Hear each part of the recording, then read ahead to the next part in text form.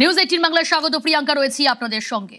নবান্নে কৃষিমন্ত্রীর সঙ্গে সাক্ষাতে প্রাক্তন কৃষিমন্ত্রী দুধকুমার মণ্ডলের সঙ্গে বৈঠক। শোভনদেব চট্টোপাধ্যায় বৈঠকে মূলত কোন কোন বিষয়ে আলোচনা, কতক্ষণ হলো সেই বৈঠক, আরো ডিটেল জানার চেষ্টা করব। সোমরাজ রয়েছে আমার সঙ্গে। সোমরাজ, প্রায় 40 মিনিট প্রাক্তন কৃষিমন্ত্রী শোভনদেব চট্টোপাধ্যায় তিনি নবান্নে আসেন এবং বর্তমান কৃষিমন্ত্রী দুধকুমার মণ্ডলের সঙ্গে বৈঠক করেন।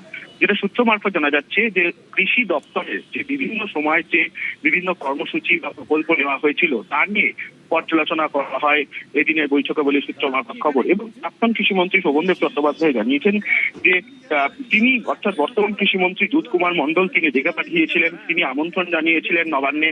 যেহেতু তিনি দীর্ঘদিন ধরে কৃষি দপ্তরের দায়িত্ব পরিচালনা করেছেন, তাই সেই কারণে তার অভিজ্ঞতা সম্পর্কে জানতে এবং রাজ্যের যে বিভিন্ন সময় বিভিন্ন যে কৃষি দপ্তরের প্রকল্প চালু করা হয়েছে সেই সম্পর্কে জানতেই তিনি এসেছিলেন।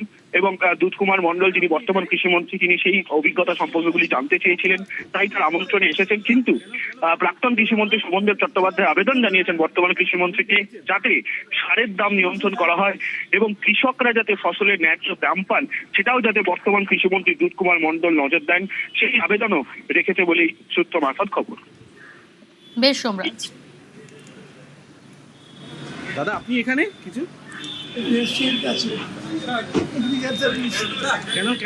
আজ গুরুত্বপূর্ণ বৈঠক নবান্নে কৃষিমন্ত্রীর সঙ্গে সাক্ষাতে প্রাক্তন কৃষিমন্ত্রী দুধকুমার মণ্ডলের সঙ্গে বৈঠক। শোভনদেব চট্টোপাধ্যায় কৃষি দপ্তরে কাজ করার অভিজ্ঞতা নিয়ে আলোচনা। প্রায় 40 মিনিট হয় সেই বৈঠক। কৃষিমন্ত্রী খুব সুন্দর ভালো মানুষ, একজন ভালো মনের মানুষ। প্রথমেই বললেন আপনার সাহায্য চাই, একটু তো শুনে ঘাবড়ে গেলাম প্রথমে।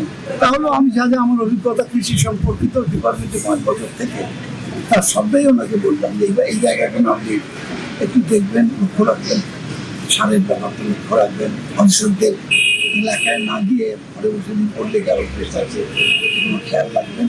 যতটুকু আমার মানে অ্যাডভাইস করলে উনি ভালো থাকবেন, ভালো মন্ত্রী হবেন, সেটা বলে আমি মাঝে মাঝে আসবেন কিন্তু আমার কাছে। ঠিক আছে।